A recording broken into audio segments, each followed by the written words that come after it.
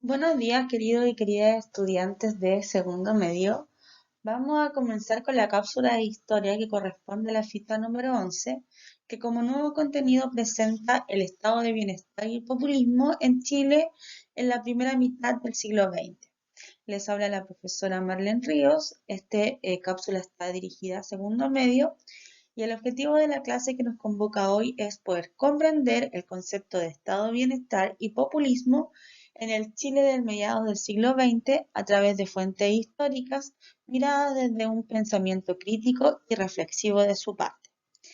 La fecha de esta cápsula es del 31 de agosto al 4 de septiembre, que corresponde a la semana 16 de trabajo pedagógico. Ahora bien, como muestran las imágenes, en la primera imagen, que está en el lado derecho, se muestra a una persona que está conversando con otro grupo de ciudadanos que está viendo principalmente sus intereses. Eso lo vamos a orientar a un estado de bienestar, que como muestra en la segunda imagen, el estado es como la casita que protege, ¿ya? Y que cubre a todos los ciudadanos. Y por último, la última imagen que habla del populismo y que lo relaciona con la multitud y con la demagogia. No olvides tener a mano todos los materiales que necesitas para poder comenzar esta clase. Ahora, vamos a hacer una síntesis. Vamos a comenzar con este esquema que refleja una síntesis del régimen parlamentario visto en la clase anterior, ¿ya? El cual abarca desde 1891 con la Guerra Civil hasta 1925 con la creación de la Constitución, ¿ya? Se habla que fue un parlamentarismo a la chilena, producto de que era inorgánico y que más bien los parlamentarios usaron leyes que existían en la Constitución del 33 y las readecuaron, ¿ya? Dice que el jefe de Estado y el jefe de gobierno es el presidente de la República. El presidente no puede disolver al Congreso y existen distintos grupos políticos, ¿ya? Este régimen político minimizó el poder del Ejecutivo, es decir, del presidente, y fortaleció el legislativo de los diputados y los senadores, ¿ya? ¿Qué virtudes presentó? Acuerdos limítrofes con Bolivia y Argentina, aumento de las libertades individuales, desarrollo de la prensa escrita, respeto a la ley y al Estado de Derecho. Pero también se establece como un régimen político de carácter oligárquico, es decir, que lo gobiernan solo un grupo de personas, principalmente poseedoras del poder de la riqueza. ¿Cuáles son sus defectos? Prácticas parlamentarias como la interpelación, la censura y la obstrucción, la rotativa ministerial que afectaba a los ministerios, la incapacidad para resolver problemas sociales y partidos políticos que practicaban el cohecho porque pagaban los votos. Y toda esta situación se va a agudizar con lo que nosotros vimos en la cápsula anterior, que tiene que ver con el tema de la cuestión social y los problemas sociales que enfrentaban la población en esa época. Por eso se inicia una crítica al liberalismo y al régimen político. Ya, ahora, convocándonos a este nuevo contenido que tiene que ver con los conceptos del estado de bienestar y el populismo, que son dos conceptos propios del siglo XX y principalmente del siglo XX en América, ¿ya? Entonces, en este sentido, debemos comprender qué es el estado de bienestar, que también es considerado como el estado keynesiano, ¿ya? El cual postula fundamentalmente que el Estado debe intervenir activamente en los aspectos económicos y sociales, ¿ya? Entonces, este estado de bienestar viene a ser una nueva lectura del concepto de Estado, el cual viene a decirnos que el Estado sí debe intervenir en aspectos económicos y sociales. Nosotros el año pasado estudiamos el liberalismo económico y el liberalismo económico decía que el Estado no podía participar de la actividad económica, sino que el Estado era un simple ente regulador o fiscalizador. El estado de bienestar o el estado keynesiano cambia este paradigma y nos dice sí, el Estado debe intervenir activamente en aspectos económicos y sociales. ¿Con cuál objetivo? Con el objetivo de garantizar un mínimo de bienestar básico para toda la sociedad. Es decir, el estado de bienestar chileno debía garantizar un bienestar mínimo para todos los ciudadanos de la República de Chile. ¿Por qué se habla del estado keynesiano? Porque Keynes fue uno de los que le dio solución a la crisis económica de 1929, el cual decía que el Estado debía intervenir en la economía para mejorar la condición de vida de las personas. ¿Qué proponía el modelo keynesiano? Ya lo podemos observar en este esquema, el cual en el número 1 dice inversión por parte del Estado. ¿Ya? O sea, Keynes sostiene que el Estado debe invertir en la economía a través de la creación de obras públicas, ayuda a la empresa, seguro de desempleo, aumento del déficit público. ¿Ya? O sea, Keynes dice que el Estado debe gastar plata y debe gastar plata en crear trabajos, ¿ya? Por lo tanto, el número 2 va a ser la creación del trabajo y absorción de la reducción del paro, es decir, la disminución de la cesantía. Cuando disminuye la cesantía, pasamos al punto 3. Keynes dice, por lógica, las familias van a comenzar a tener más dinero disponible, ¿ya?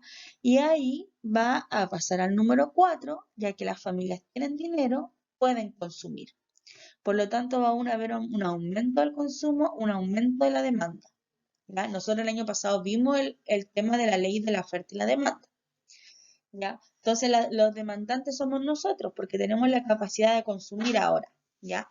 Y eso va a haber un crecimiento de la producción de bienes y servicios. Porque como hay más demanda, ya nos sirve con haber 3 restaurantes, porque esos 3 restaurantes van a estar siempre llenos. Pero como aumentó la demanda, si se crean 3 más y ahora pasan a ser 6, ya va a haber un crecimiento del área de servicios. Y el Estado va a aumentar sus ingresos porque va a tener el pago de los impuestos indirectos y de los impuestos directos. Y con los impuestos que va a recibir el Estado va a tener más dinero, va a generar un equilibrio presupuestario y va a poder volver a invertir en nuevas obras públicas. Entonces es una visión cíclica de la economía en la cual el Estado al intervenir genera un equilibrio que permite la sustentabilidad. Ahora, el estado benefactor en Chile, nosotros lo podemos calcular, algunos lo calculan desde 1938, pero nosotros vamos a colocar desde 1925 con la nueva constitución que cambia de cierta forma este paradigma. Y desde 1925 va a funcionar hasta 1933, cuando se acaba con el golpe de Estado y la dictadura militar impuesta. ¿Qué cambios generó el Estado benefactor en el Estado chileno? Primero, un modelo de desarrollo hacia adentro, ahí me equivoqué, ¿ya? Un modelo de desarrollo hacia adentro, porque se va a buscar la industrialización del país, ¿ya? Se va a buscar que los productos manufacturados ya no los compremos al extranjero, sino que los creemos dentro del propio territorio nacional.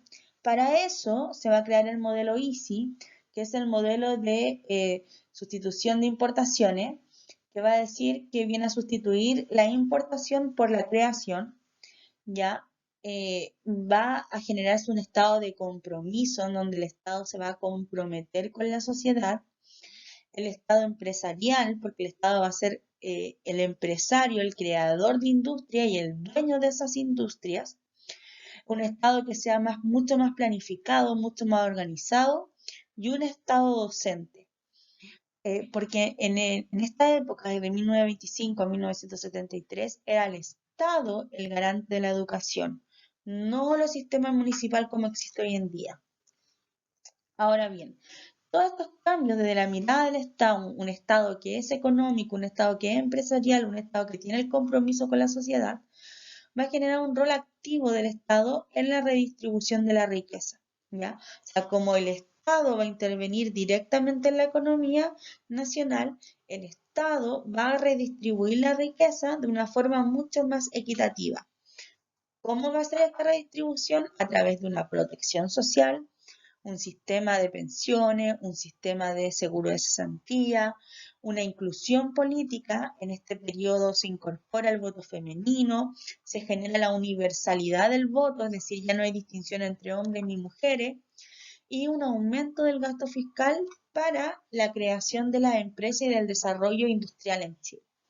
Y esta es esta imagen que se muestra acá de este hombre con esta círculo que es más bien una manecilla, una mecánica. La imagen de la bandera de Chile simboliza, fue el primer símbolo de la Corfo, que fue la institución creada posterior al terremoto, ya en el cual Pedro Aguirre Cerda, primer gobierno radical, va a venir a crear la Corfo como institución que va a buscar materializar la industrialización en Chile. ¿Ya? La Corfo es una institución que existe hasta la actualidad, que ha cambiado su paradigma, pero que sigue relacionándose con el desarrollo económico del país, hoy día focalizado en la microempresa o pyme. Ahora, ya vimos que el estado de bienestar mejoraba las condiciones de la sociedad y ahora necesitamos saber qué es el populismo. Y en primer lugar hay que comprender que el concepto de populismo no tiene una definición clara ni precisa. Desde mediados de los años del siglo XX hasta la actualidad, se habla de gobiernos populistas, se habla de políticos populistas, se habla de política pública populista, pero es muy difícil definir claramente en qué consiste el populismo. Acá tenemos dos definiciones distintas, dos miradas distintas, pero las dos hablan del populismo. ¿Ya? La primera dice, populistas a la derecha, populistas a la izquierda. Quien dice populismo se adentra en un terreno difícil. En todo caso, el concepto de populismo es peyorativo. Hablamos entonces de demagogia. Y la demagogia tiene un gran repertorio de métodos. ¿Ya? ¿Qué nos quiere decir este extracto?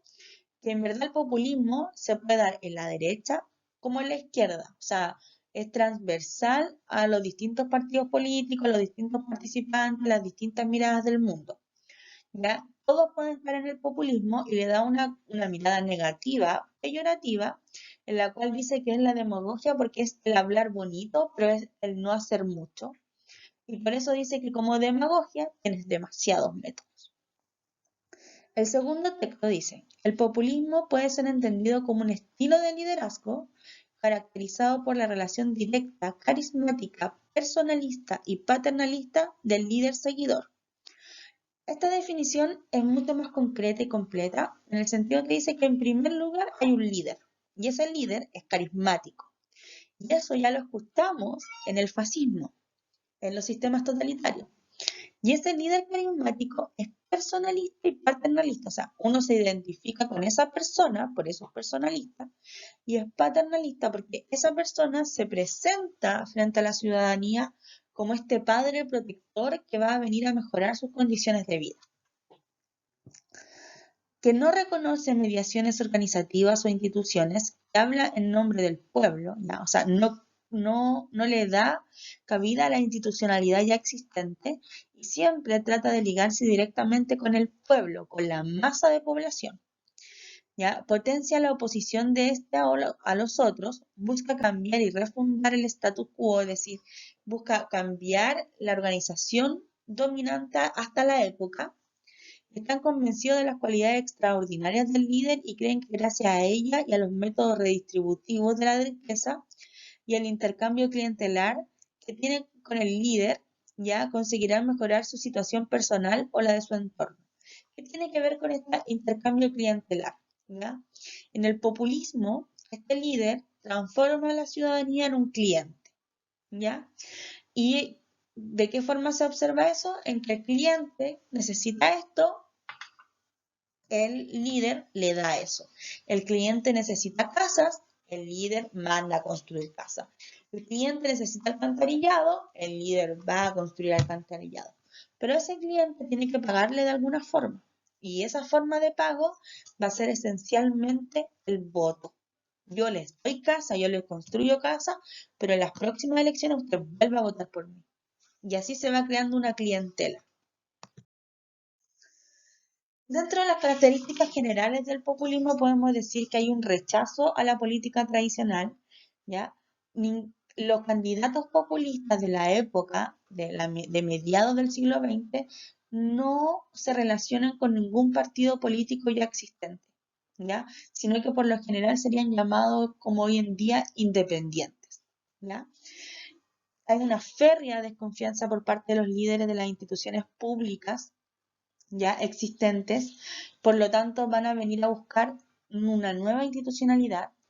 Hay un diálogo directo con los movimientos sociales y las bases, ¿ya? Y eso va a significar eh, que, eh, que se acerquen mucho a la población, que generen muchos discursos masivos, como lo muestra en la imagen, acá en la imagen del medio, que habla sobre un discurso de Perón, que es el característico sistema populista en Argentina. Se ve que hay una gran masa de población que está escuchando el discurso. Y acá abajo, en la imagen inferior, se puede ver a Lula da Silva, que es mucho más contemporáneo en Brasil, que también fue catalogado de populista, ¿ya?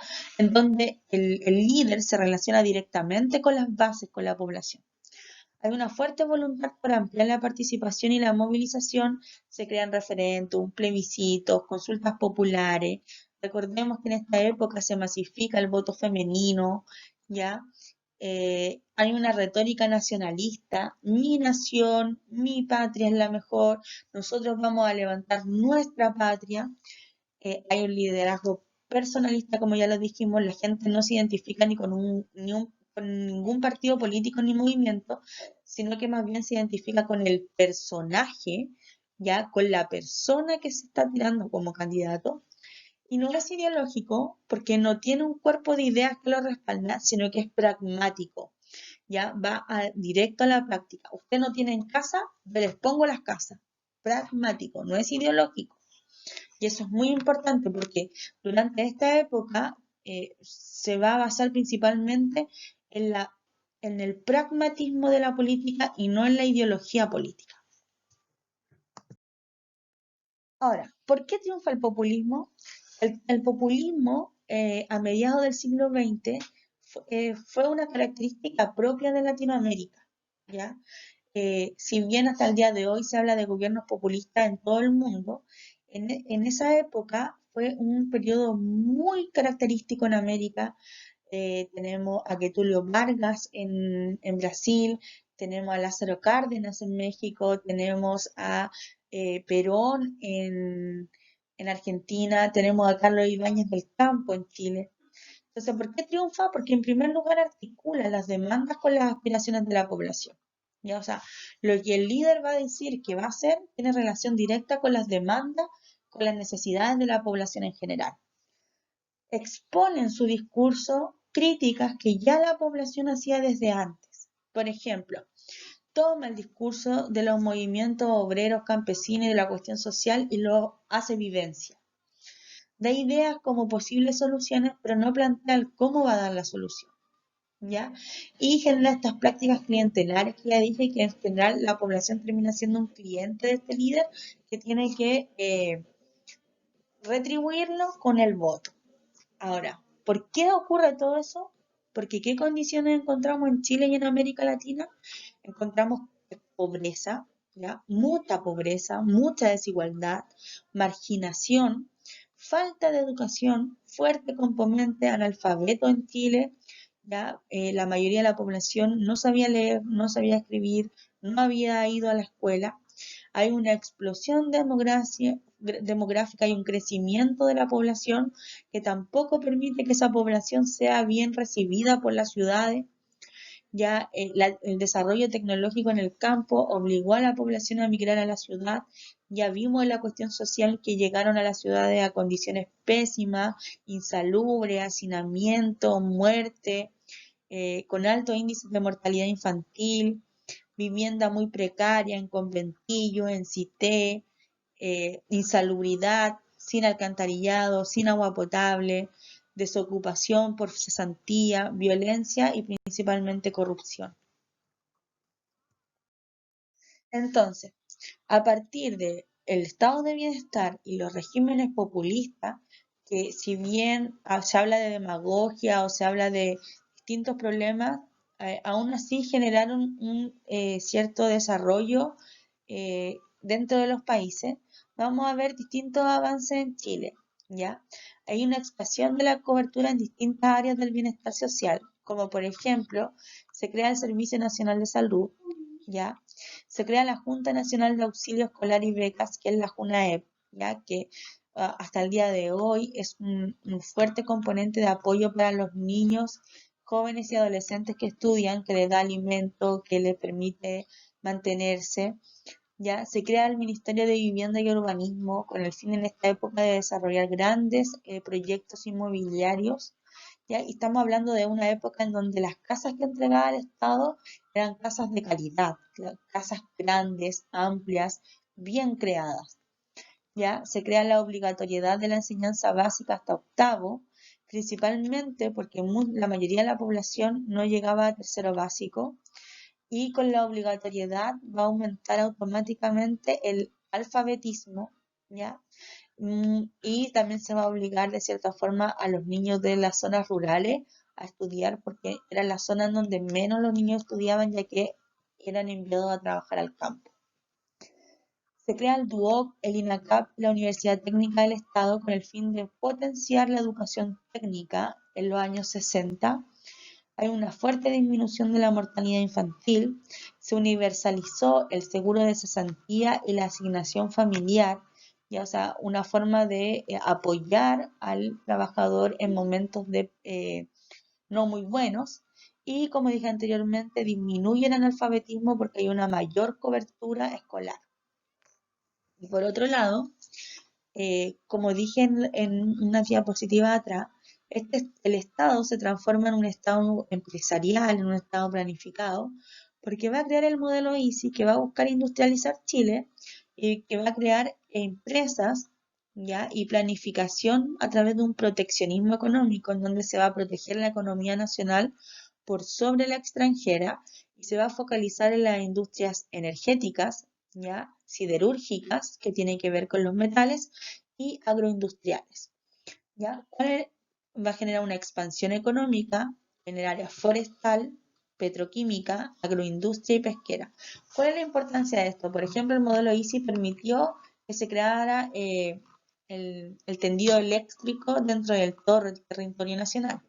En el 1900 la única ciudad en Chile que tenía electricidad era Valparaíso. Y a mediados del siglo XX todo Chile tenía conectividad a la luz eléctrica, ¿ya? Entonces eso es muy importante, esos son avances importantes que se desarrollaron en esta época. La implementación del modelo ISI va a estar dividida en dos etapas. La primera etapa es generar una industria de base, ¿ya? Como por ejemplo la energética con Endesa y ENAP, que son empresas que existen hasta el día de hoy, pero que a partir de posterior a la dictadura militar y en el retorno a la democracia se vendieron al extranjero, pero esas empresas eran del Estado en esta época, ¿ya?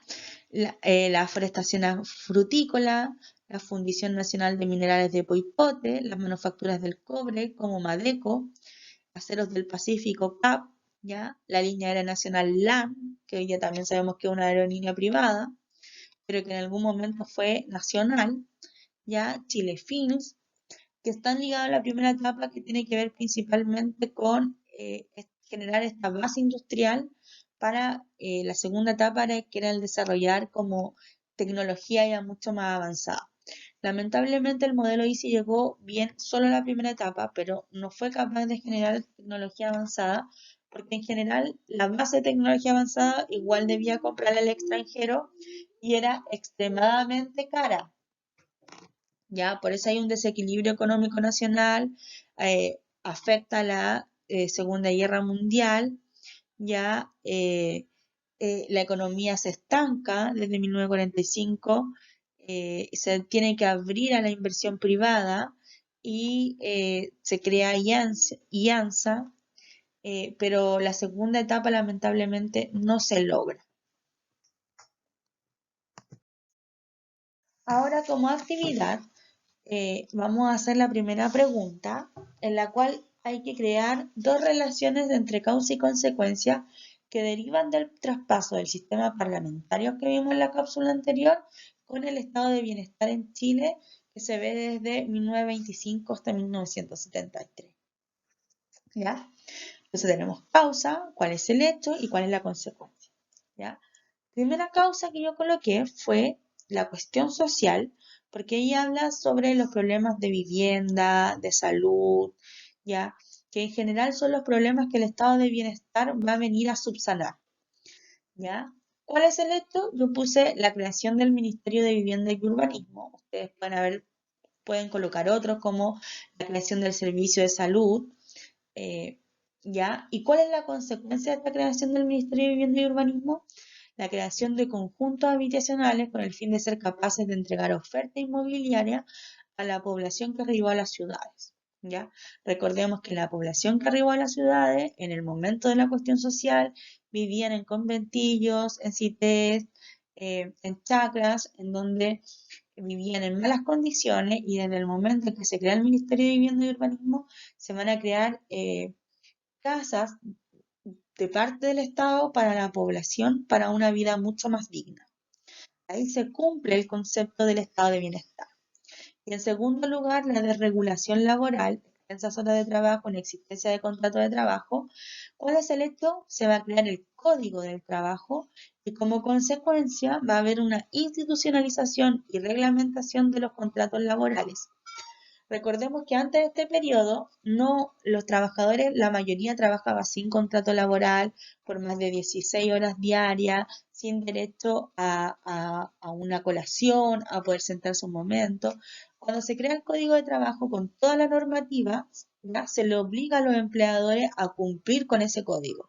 Por ejemplo, que deben tener contrato laboral, que los contratos laborales deben establecer el sueldo, la remuneración, las horas de trabajo, la distribución de las horas, etc. Espero que hayan comprendido todo el avance que presentó Chile en modernización desde 1925 a 1973. Nos vemos en una próxima cápsula de historia. Adiós.